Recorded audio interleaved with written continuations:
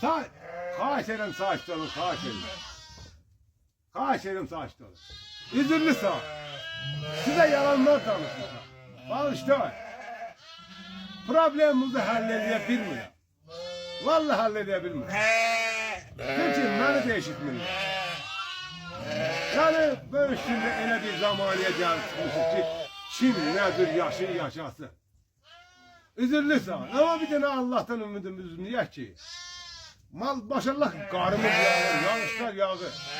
Bizim bir tane ümidimiz Allah'ın verdiği bize nimet yağışlardır. Bağışlayın.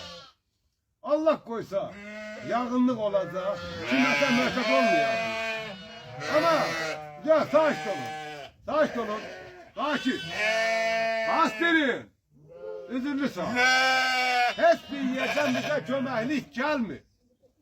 Görenler de var, bakanlar da var, gülenler de var. Ama narahat olma, kurban olduğum Allah yağınlığı yağdırır, bolluk olacak, kimse mühtet olmayacak. İnşallah her bir şey faydası olacak.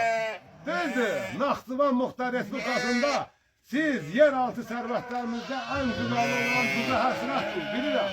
O tuzu bize həsrət koyublar, onu da yaddan çıxardır.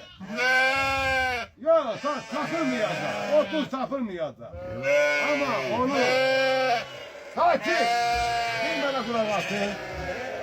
İnşallah her şey qaydasında olacak.